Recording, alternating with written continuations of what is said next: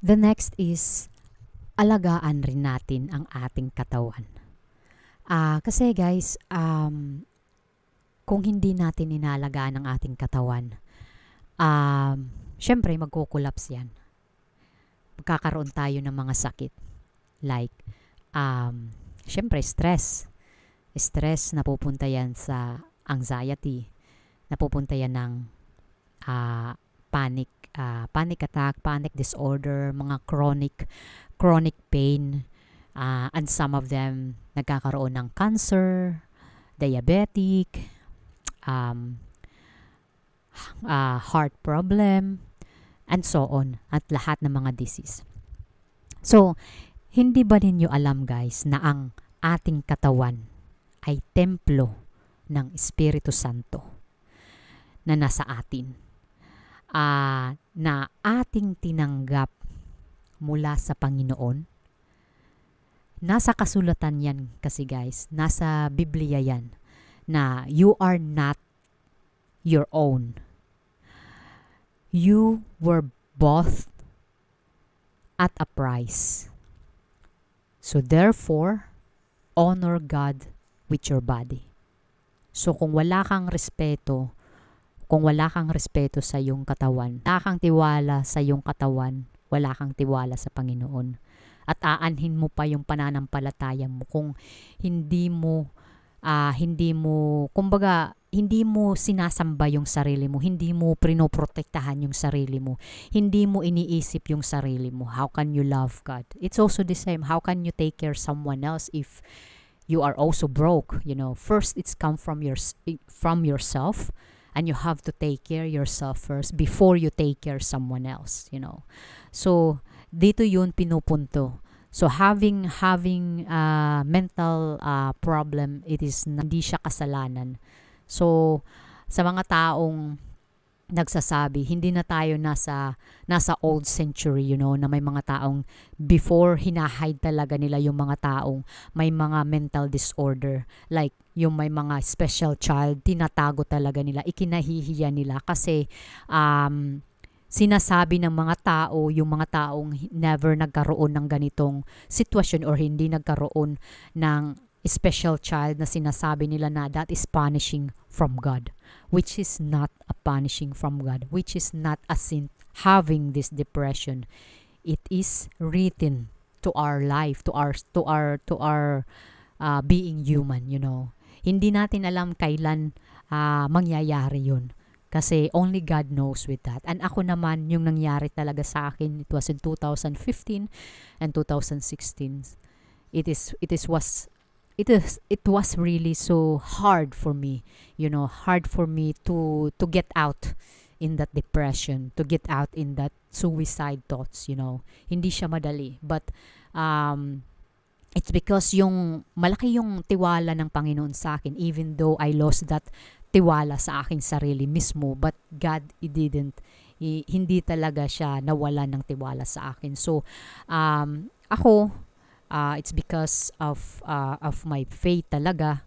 Para sa akin, yun ang aking faith. Yun ang aking pananampalataya, na syempre hindi ako guys nagpapaka-malinis na tao. Hindi ako nagpapaka-perfecto nga tao. Hindi ako sasabihin na I'm very honest kasi. That's why I healed very fast. Kasi yun ang healing ko. Kasi yung mga tao kasi, they are trying to pretend. You can be pretend to us. You can be pretend that you are happy with your life, but the truth, you are not happy. They have something wrong. It's easy to say na never ako nagkaroon ng stress. Never ako nagkaroon ng depression. How can you know? Hindi mo yun alam. But yung katawan mo, alam yan ng katawan mo, na nangyayari na lang yan, nag-trigger na lang yan if you already break down, na na-hospital ka. So yun ang kumbaga, it was already too late. So that's why it happens. So ang pag-i-ehersisyo ay yan ang pinaka number 1 talaga, na dapat mag-ehersisyo ka, may time ka sa iyong sarili, that you have to take care yourself, na hindi lang puro trabaho, kasi aanhin mo yung pera, aanhin mo ang pagiging isang sikat na tao pero may kulang sa iyo, na or na nakamit mo na lahat, pero at the end nagkaroon ka ng malalang sakit, tapos yung malalang sakit yun ay hindi na, it's not curable anymore. Kahit gaano pa karami yung pera mo, wala yan kung yun talaga ang ano mo, kumbaga yun talaga ang destiny mo, kung yun talaga ang kasulatan mo sa mundong ito. So you have to accept that. Acceptance, it is really hard to accept that the fact, na diyan ka na lang talaga, kumbaga yung hangganan mo, 'di ba? So I know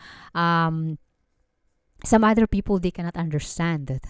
But me, I really understand.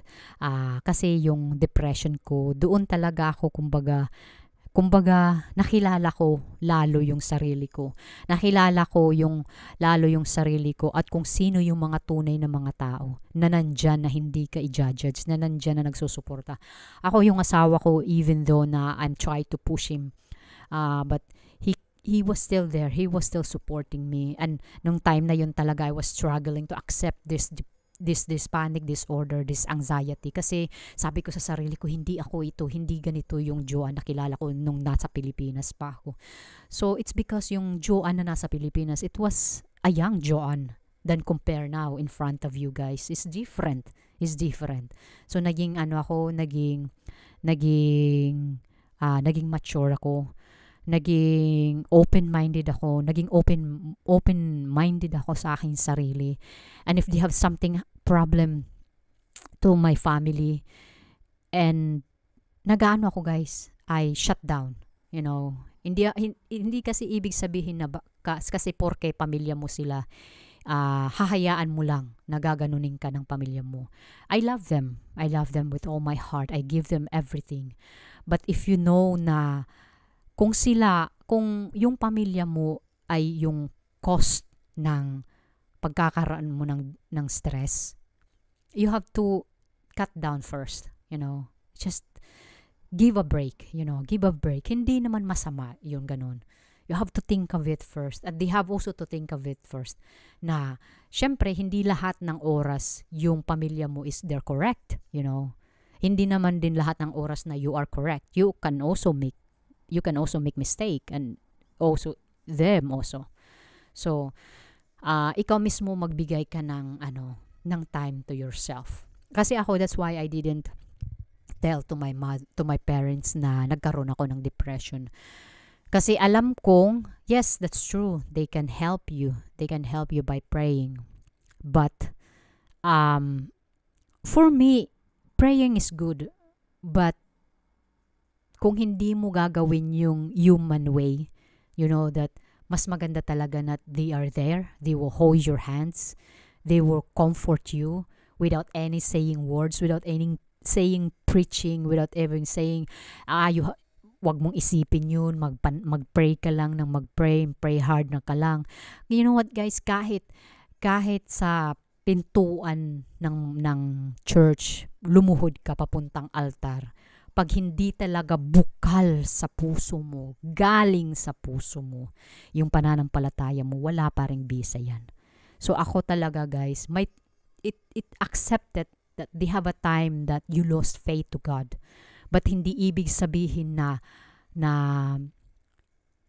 makasalanan kang tao. Hindi ibig sabihin na hindi na yan babalik. Babalik yan. Just like you have to realize it.